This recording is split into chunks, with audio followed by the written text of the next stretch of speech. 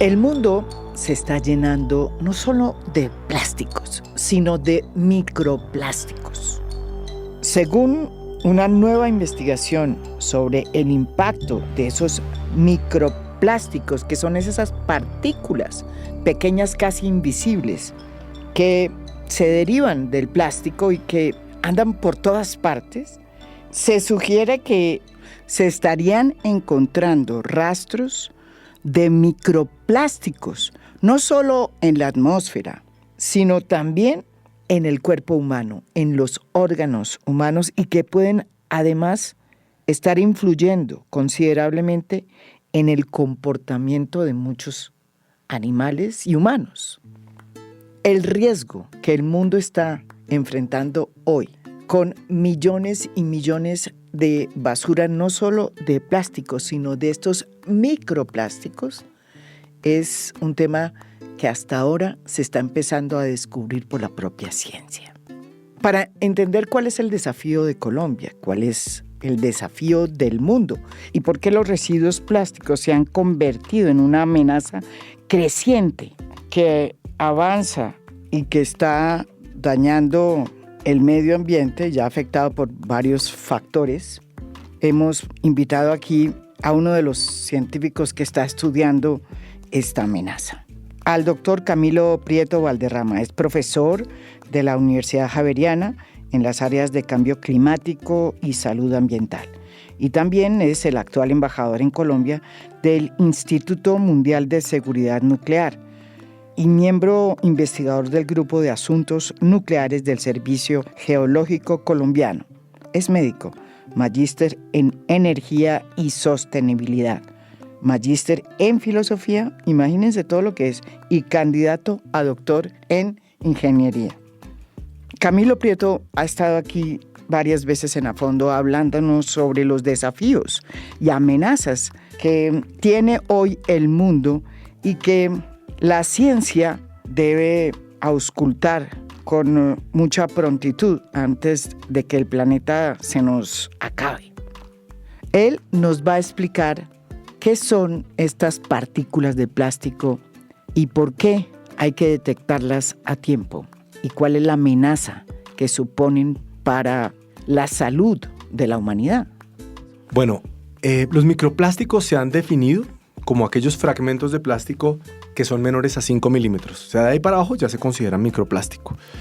Pero quiero aclararle a la audiencia que hay unos microplásticos que se llaman primarios, y es que son fabricados con esos tamaños diminutos, por ejemplo, en la industria cosmética, en los exfoliantes faciales, por ejemplo. Cuando eso que se siente ahí como corrugado, como que ayuda a limpiar la piel, esos son microplásticos, ¿no? Que, aclaro, están prohibidos en muchos países del mundo, acá están permitidos. Y hay otro tipo de microplásticos que son tal vez los más populares y los más conocidos, más divulgados, que se consideran microplásticos secundarios, que son los que aparecen cuando un plástico se rompe, se fragmenta. De ahí vienen estos microplásticos secundarios. El plástico fue inventado en 1907 por un químico norteamericano, Leo Baekeland. Él inventó lo que se conoce como la baquelita, que es la primera sustancia plástica sintética que se podía moldear con calor y una vez fría pues se convertía en un material termoestable, resistente y aislante. Y se le puso el nombre de plástico porque viene del griego plásticos, que significa que se puede moldear. Los orígenes del plástico se sitúan en Estados Unidos en el año 1860. Durante esta época se produjo un descenso importante en las reservas de marfil, un material muy utilizado por aquel entonces, que provenía de los colmillos de los elefantes en el África y que era un material muy utilizado por aquel entonces. Con el objeto de sortear esta situación, la empresa Phelan & Colander lanzó un concurso con un premio de $10,000 para que se lo ganara la persona capaz de producir un material adecuado para fabricar bolas de billar, que era en lo que se utilizaba el marfil realmente para las bolas de billar. Quien ganó ese concurso fue John Wesley Hyatt, porque creó una cosa que se llamó celuloide, un material obtenido de la disolución de celulosa en alcanfor y etanol, que ha sido clarificado como el primer paso en el desarrollo y evolución del plástico, hasta nuestros días. Posteriormente, Hyatt creó una empresa para fabricar su material que fue muy relevante en el desarrollo industrial de finales del siglo XIX en los Estados Unidos. De hecho, fue clave en el auge del sector cinematográfico. De ahí viene la palabra celuloide, por la cinta. Pero como habíamos dicho, quien realmente inventó el plástico fue el químico norteamericano Leo Baekeland en 1907, cuando apareció la baquelita, la primera sustancia plástica sintética real que sí se podía moldear con calor y que una vez fría pues se volvía, como ya dijimos, resistente y aislante. Como pasó con el celuloide, la baquelita sustituyó a otro material que escaseaba para entonces, el sellac, que se utilizó en otros menesteres para aislar los sistemas de cableado. Camilo Prieto nos va a explicar cómo antes de que existiera el plástico, pues el único material que servía para producirlo era el caucho, que no era sintético, sino que provenía precisamente de las selvas del Amazonas, que fue un cultivo complicado, difícil, que quedó muy bien escrito en La vorágine, de José Eustaquio Rivera. Las primeras resinas sintéticas de caucho, eso es un grupo, y los otros ya son los plásticos que son derivados del petróleo, ¿no? Pues esto es una historia muy interesante, porque es una historia que empieza, pero siglos atrás. De hecho, tal vez de los hallazgos arqueológicos más interesantes han sido los encontrados en Mesoamérica, donde desde hace ya muchísimos siglos se practicaban incluso actividades deportivas con el uso del caucho. Y fíjate cómo hay un salto muy grande en el que ese caucho no tenía un mayor aprovechamiento, era por la fragilidad, porque no duraba mucho. Y hasta aquí llegó uno de esos hallazgos en la ciencia que se conocen como serendipias. Y es unos hallazgos casuales que terminan generando una revolución. Y esto se da en la primera mitad del siglo XIX, cuando Goodyear hace lo siguiente. Está mirando cómo hacer más resistente el caucho y cuenta la leyenda que accidentalmente se le volteó una cacerola de azufre encima de lo que él estaba haciendo de su experimento con el caucho, y ahí surge la vulcanización y el aumento de la resistencia del caucho. Y a principios del siglo XX, me estoy saltando varios hitos, pero estos me parecen, hay uno que no me quiero saltar, siglo XIX también, que le dio descanso a los elefantes, debo aclararlo, y es cuando encontraron un análogo sintético para poder hacer una resina para fabricar bolas de billar y también las teclas de los pianos, porque antes todo se sacaba del marfil, todo, absolutamente todo. Entonces esto era, pues imagínense lo que implicaba también un impacto muy importante para los elefantes. Entonces vino como un análogo que ayudó. Ya empezaron a encontrar resinas que derivadas de hidrocarburos podrían empezar a generar nuevos materiales, como ocurre con Leo Baekeland, que esto ya es Estados Unidos, iniciando el siglo XX, que descubrió ese famoso plástico que yo creo que muchos oyentes recordarán, ese plástico oscuro, negro, con el que se hacían los teléfonos, la famosa baquelita, y muchos dispositivos tecnológicos, altamente resistente. Y después esto sigue teniendo una revolución tecnológica, María Jimena, que inicia desde la primera década del siglo XX y que todavía continúa. Este invento de la baquelita es el inicio de una revolución tecnológica, sobre todo porque después se descubre que el petróleo también es una fuente de producción de plásticos y que de ahí vienen los envases en plástico, las bolsas de plástico que usamos, que muchos conocen como PET. Aquí Camilo Prieto nos cuenta cómo fue ese desarrollo. Ay, claro, porque es que de las estructuras de los hidrocarburos, cuando viene el proceso de refinación, y también del gas, particularmente el gas natural, del metano, que es CH4, se dieron cuenta que del metano, voy a poner un ejemplo con ese, se podían empezar a fabricar estructuras poliméricas, o sea, a repetir secuencias, que ese es como el mensaje clave que quiero dejar acá. ¿Eso qué quiere decir?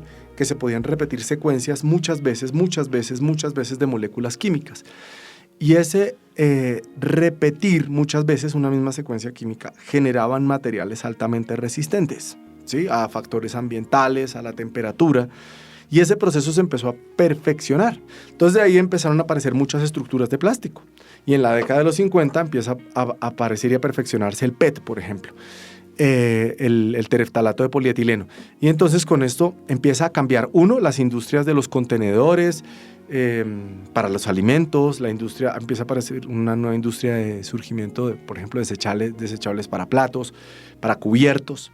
Y también sabes que se revolucionó la industria pesquera, porque antes las redes eran en materiales de fibras vegetales que se deshacían rápidamente. Acá no, empieza a aparecer unas nuevas estructuras que en este momento nos están generando muchísimos problemas y de lo cual pues espero hablar más adelante. Sí. Después viene un hito interesante en la década de los 70 y es que cuando el mundo se da cuenta de este problema tan terrible que se está generando por la mala disposición y muchos problemas en la fabricación de los plásticos, se generó una campaña que invito a los oyentes que lo busquen. Es un video muy cortico, se llama La campaña del indio llorón.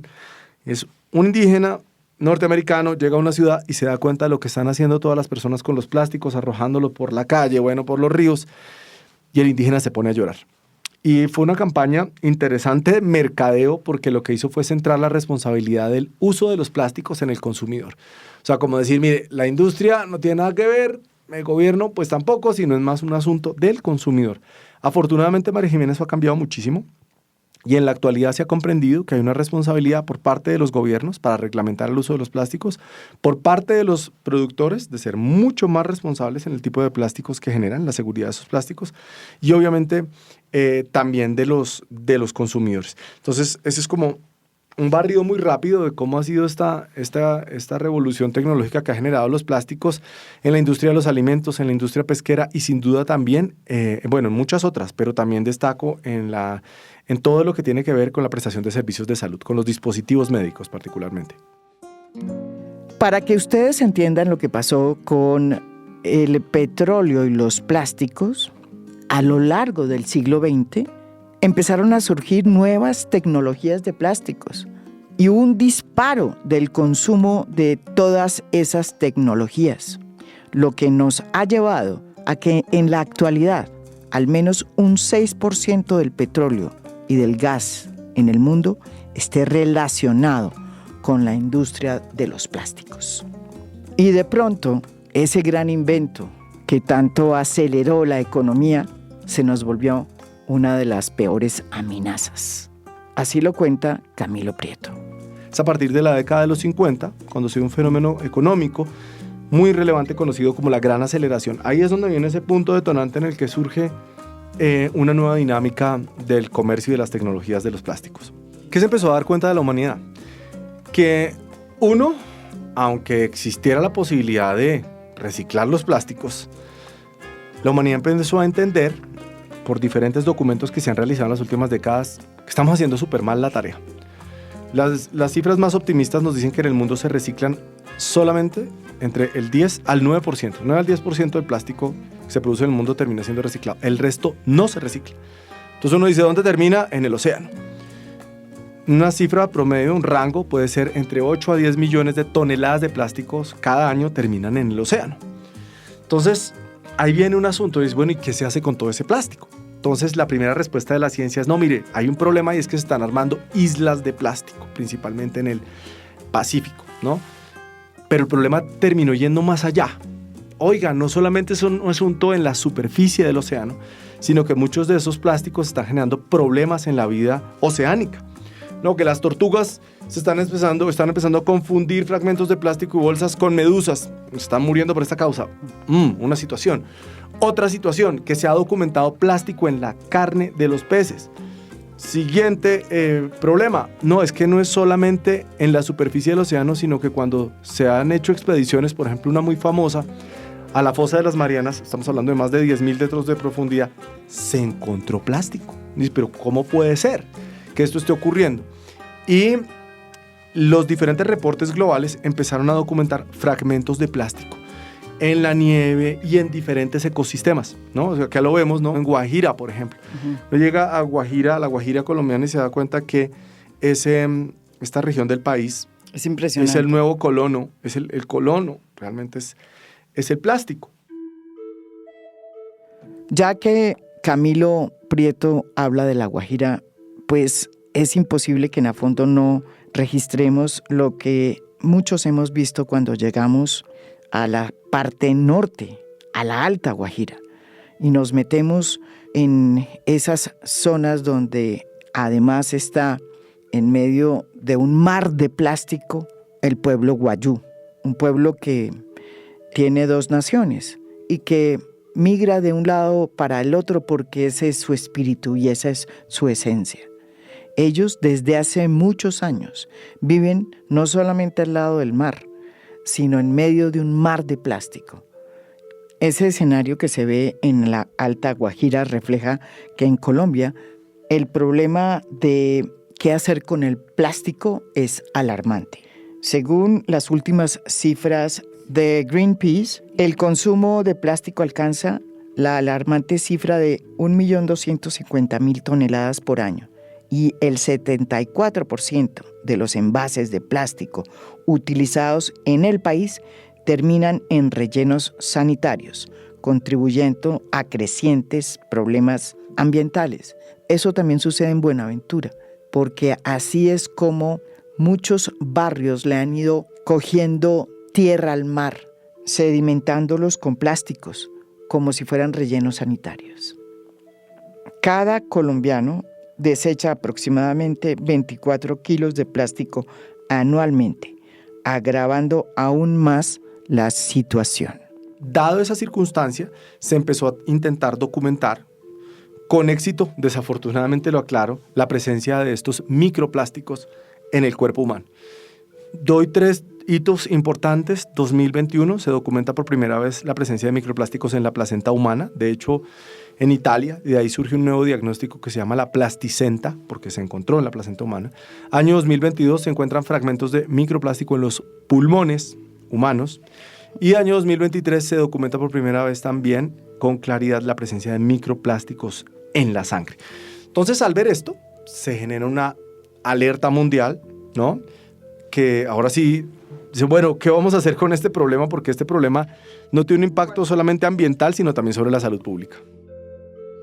No solamente nos estamos llenando de plástico, cosa que está causando un deterioro ambiental en el planeta, sino es que también nos los estamos comiendo, estamos dejándolo entrar en nuestro organismo, está en nuestra placenta y en nuestros pulmones. Un estudio de 2019 de científicos canadienses estimó que los humanos consumen entre 39.000 y 52.000 partículas de microplásticos al año, dependiendo de la edad y del sexo, y que este número podría aumentar significativamente dependiendo de si la persona bebe agua del grifo o embotellada, lo que la expone a más microplásticos. O sea, no tomen agua en botellas de plásticos. Lleven su propio recipiente, su termito. Hay 3 áreas de investigación en este momento. De hecho, el mes pasado se activó una alerta por parte de la Organización Mundial de la Salud y con réplica también en la Organización Panamericana de la Salud para decirle a toda la comunidad científica, mire, hay que investigar esto mucho más, porque está todavía muy poco documentado. Pero hay 3 áreas de investigación, las más relevantes son las siguientes. Lo primero es el potencial de carcinogenicidad que pueden tener algunas resinas plásticas, no todos, pero sí algunas resinas plásticas, eso número 1. Un área, seguramente hay un plástico que han escuchado los oyentes, que tal vez es uno de los más controversiales, que es el BPA, el bisfenol A. Hay unos estudios que dicen que sí, otros que dicen que no tiene potencial carcinogénico, pero es algo que todavía está ahí en ese horizonte de controversia. Entonces, ese es un área de estudio. La otra área de estudio tiene que ver con una condición clínica que se llama, que actúen como disruptores endocrinos. ¿Qué quiere decir ese término que suena como extraño? Es que algunos derivados de los microplásticos pueden actuar imitando, emulando a las hormonas humanas. Entonces, esto puede tener unas alteraciones en el comportamiento de nuestro sistema hormonal. Y el tercer campo de investigación en la salud pública son las inflamaciones crónicas que pueden desarrollar los microplásticos, no solamente en la piel, sino también en el sistema respiratorio y en diferentes tipos de tejidos de nuestro cuerpo. O sea, esto es todo un horizonte de investigación en el cual en este momento, pues, el llamado, como les digo, de la Organización Mundial de la Salud es a que la comunidad científica se despierte y se mueva a tratar de generar más resultados.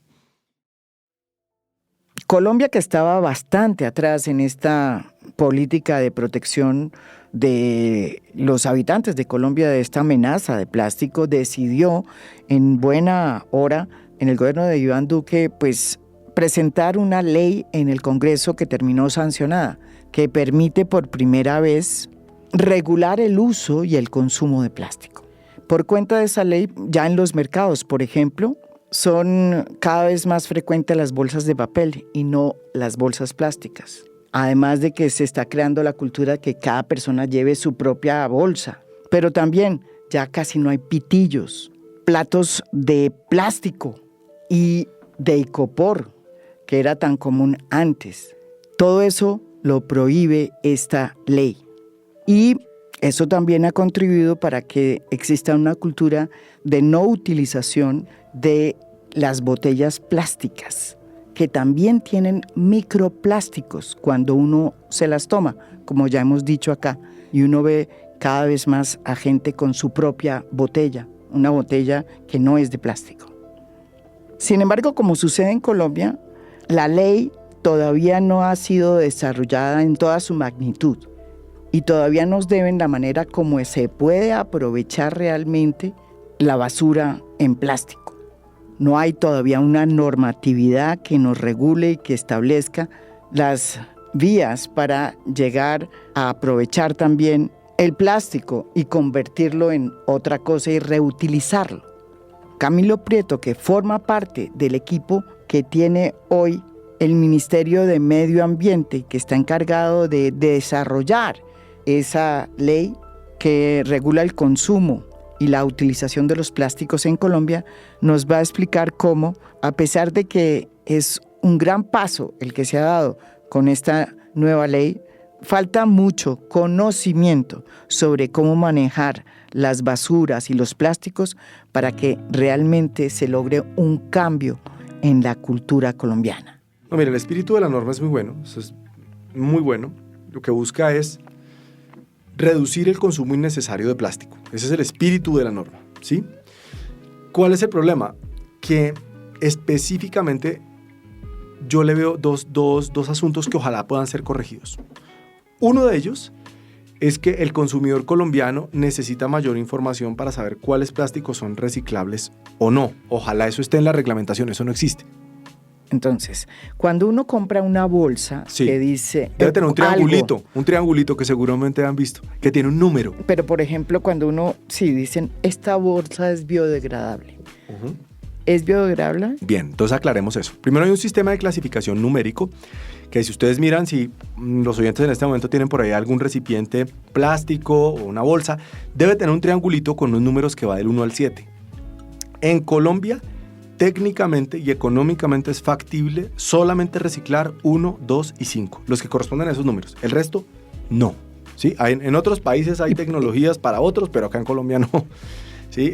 Tenemos para 1, 2 y 5, que básicamente ahí tenemos el PET, tenemos el polietileno de alta densidad y el polipropileno. No podemos reciclar más. Entonces, lo primero, cuando ustedes vayan a comprar algún producto, traten de seleccionar los que tengan ese tipo de envolturas, ¿sí?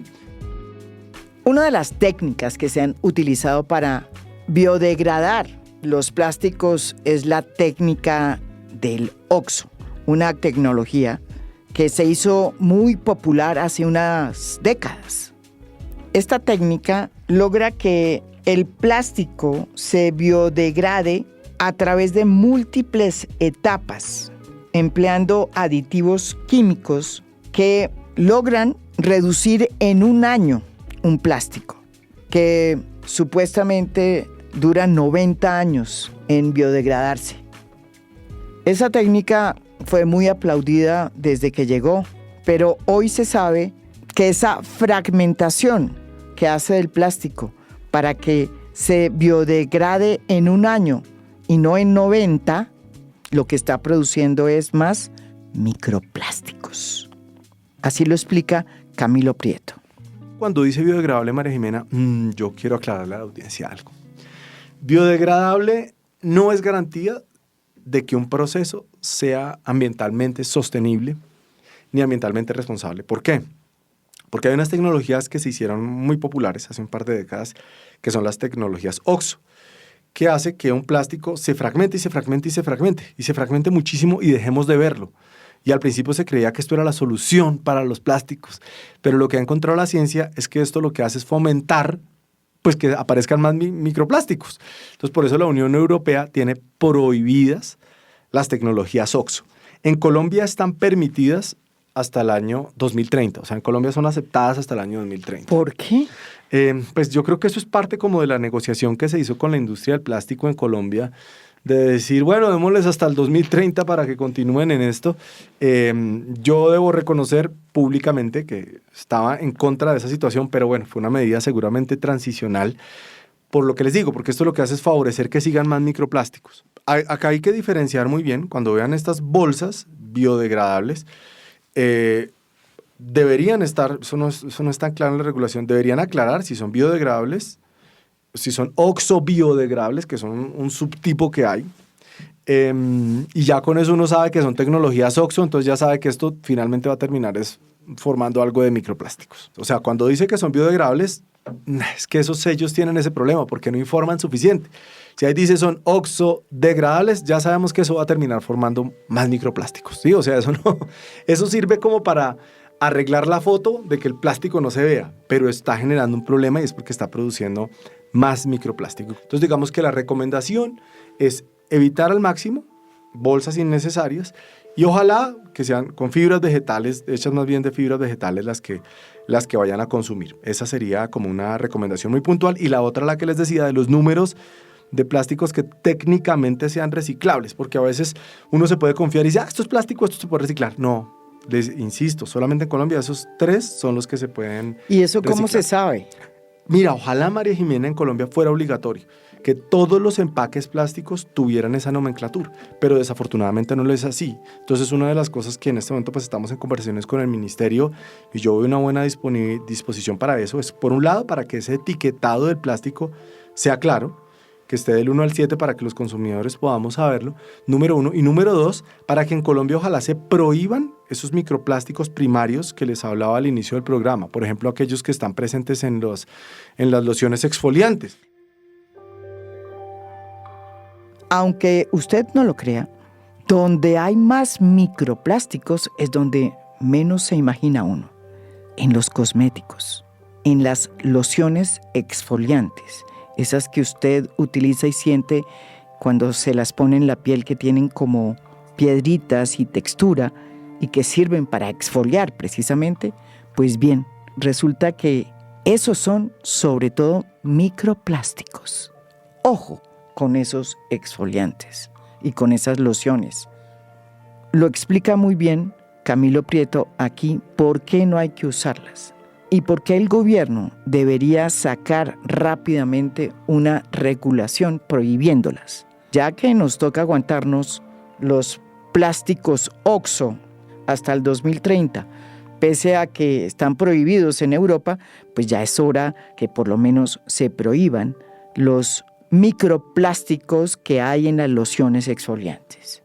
Sí, donde hay microplásticos primarios es en los cosméticos, correcto, porque ahí el microplástico está diseñado para su uso, lo cual, ya debemos decirlo que el año 2023, pues eso es una tecnología troglodita, porque tenemos ya un problema con los microplásticos, entonces es inaceptable que haya una industria produciendo microplásticos, ¿sí? Tenemos un problema de microplásticos porque el plástico se degrada en microplástico, ¿sí? Entonces, eso es un asunto que ya se ha prohibido en muchísimos países y Colombia, ¿por qué lo puede prohibir? Pues porque hay muchos sustitutos. Miren, nomás hay sustitutos naturales, como por ejemplo el azúcar, como por ejemplo el café, con el que se podrían hacer exfoliantes, ¿sí? O sea, no es que no vaya a desaparecer la industria de los no, hay otras alternativas, insisto, y hay sustitutos que son responsables con el ambiente que se podrían usar para tal fin. hay nuevas tecnologías que se están utilizando precisamente para lograr deshacerse del plástico, biodegradarlos sin necesidad de que se nos queden por entre el tintero los microplásticos. Una de esas nuevas tecnologías es el uso de bacterias y de una biotecnología enfocada en generar procesos de degradación del plástico que garantice también una seguridad para la vida humana. Y también hay una nueva tecnología para lograr una degradación del plástico por un método de irradiación nuclear.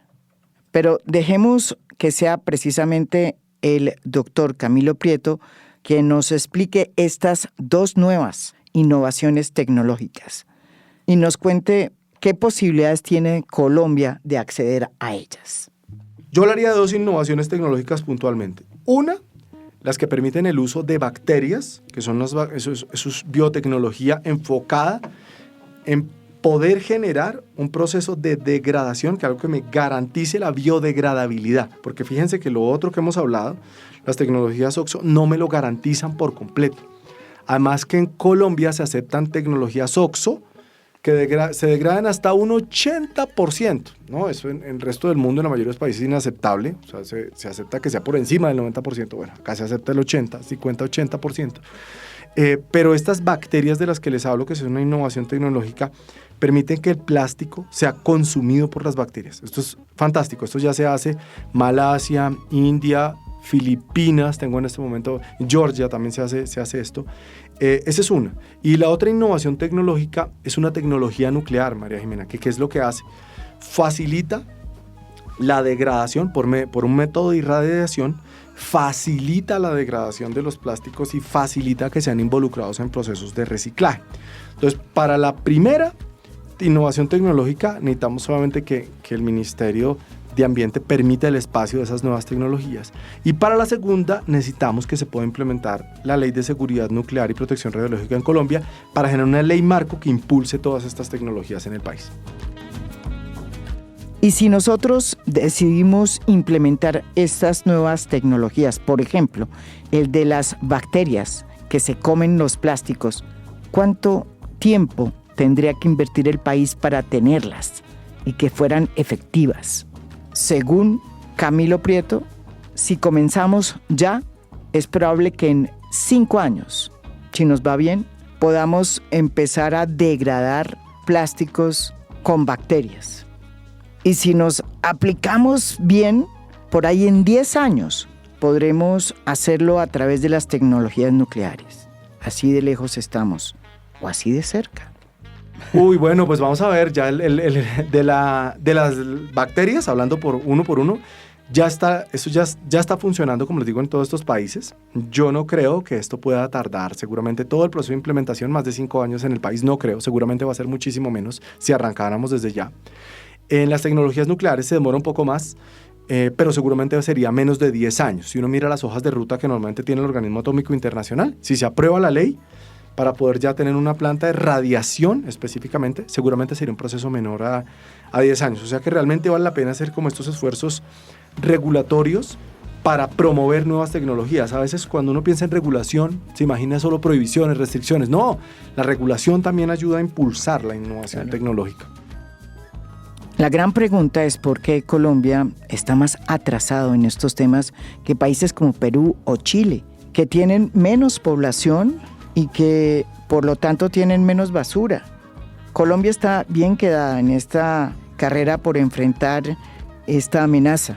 Y las razones de esa falta de políticas y de ese retraso las explica aquí Camilo Prieto.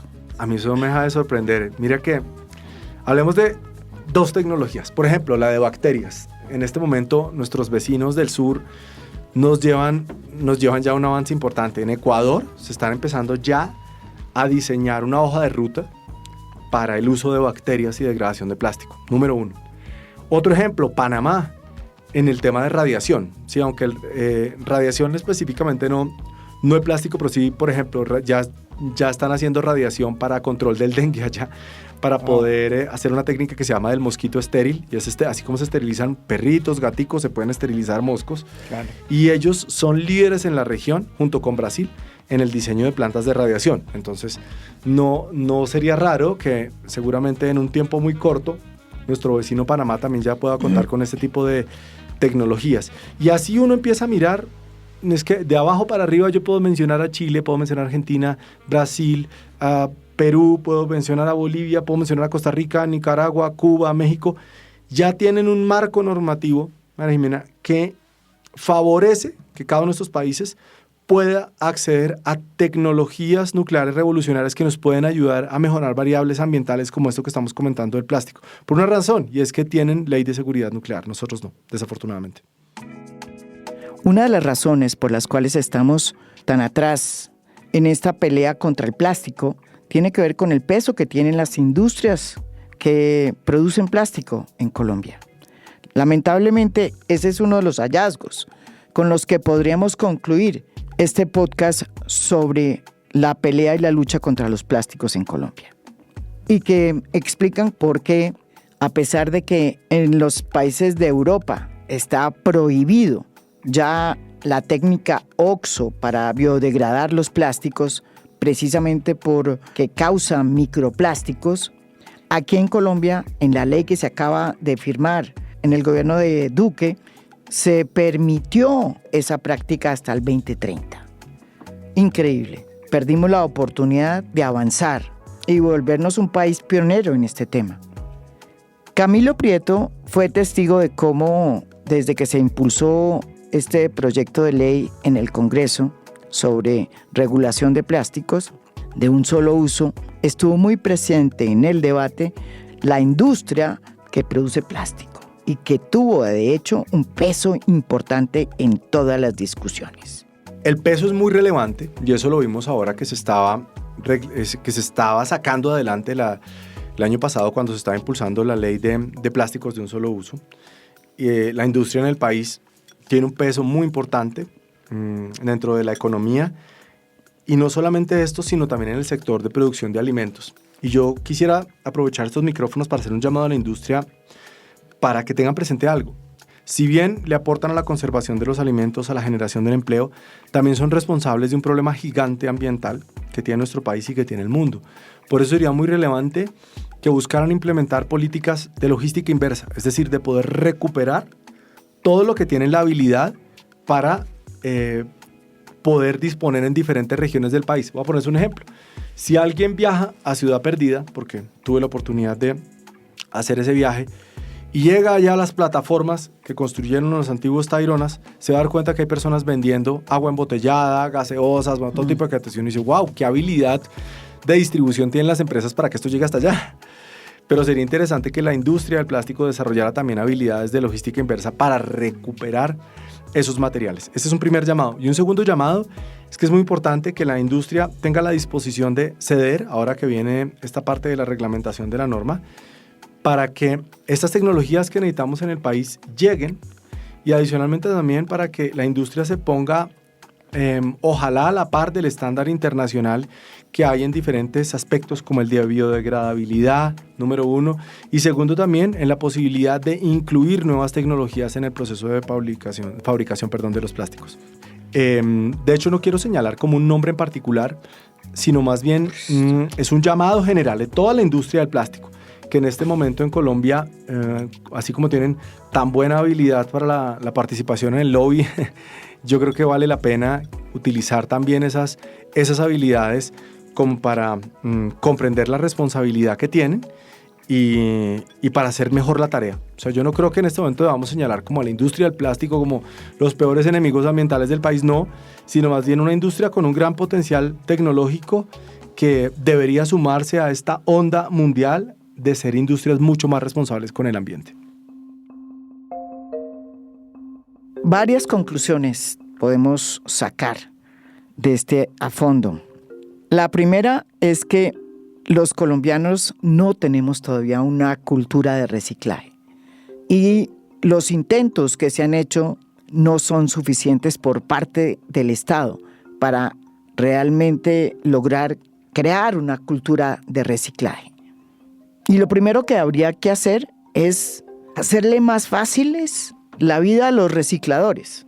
Y lo primero que debería lograrse es que las nuevas leyes que vengan pues sean más fáciles y más asequibles a las personas para que aprendan a reciclar y a tomar conciencia de la importancia de lo que significa reciclar y sobre todo a detectar y a denunciar cuando hay tecnologías desuetas en el mundo que ya no se utilizan porque producen un efecto letal en la vida humana y en el medio ambiente que todavía se utilizan aquí, incluso para reciclar, como sucede con la tecnología oxodegradable.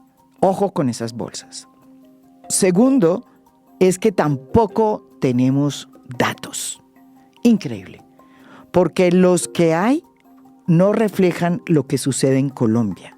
Si nos atenemos a las cifras que nos da el DANE, en Colombia se recicla más que el promedio mundial.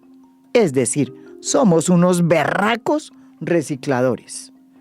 Si Colombia no entiende que debe tener una política para manejar los residuos, para manejar el plástico, para manejar las basuras, se van a desarrollar inevitablemente impactos muy serios en la salud de los colombianos, que van a afectar aún más a esas poblaciones que están viviendo hoy en medio del plástico. Y finalmente, es necesario no solamente desarrollar la ley del consumo y del uso de plástico en Colombia, sino que las industrias del plástico hagan conciencia de la necesidad de renovar las tecnologías y de que estén acorde con el bienestar de la sociedad y de los consumidores, como de hecho está sucediendo en varias partes del mundo. Y ojo, utilice su propia botella, que no sea de plástico, y lleve su propia bolsa al supermercado.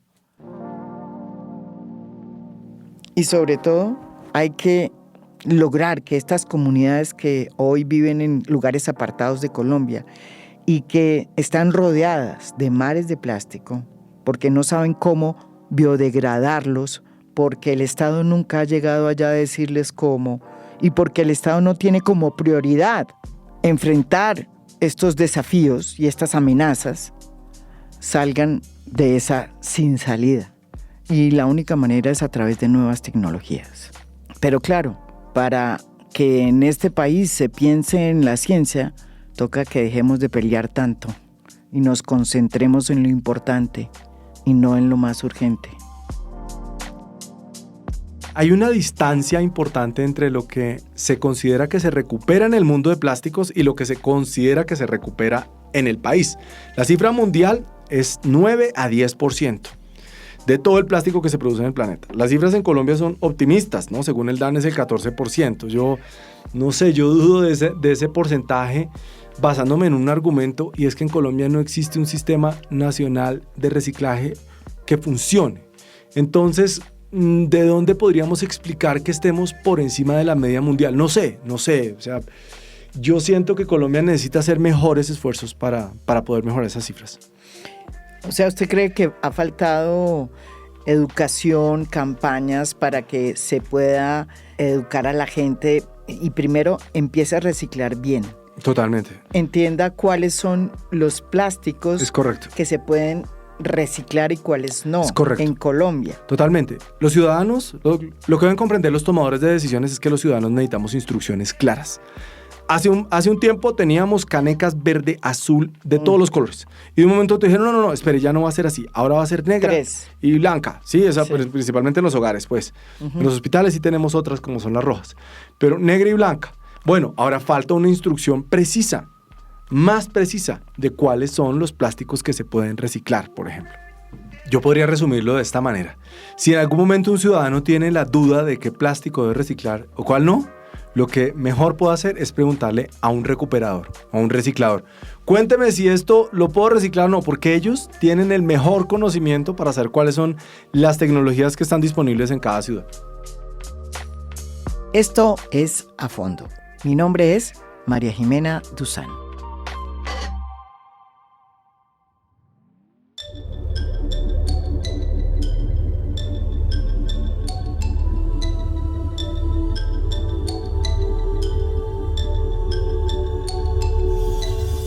A Fondo es un podcast producido por Mafialand. Producción general, Lucy Moreno. Postproducción de audio, Daniel Chávez. Música original del maestro Óscar Acevedo. Nos pueden escuchar también en mi canal de YouTube. Gracias por escuchar. Soy María Jimena Duzán.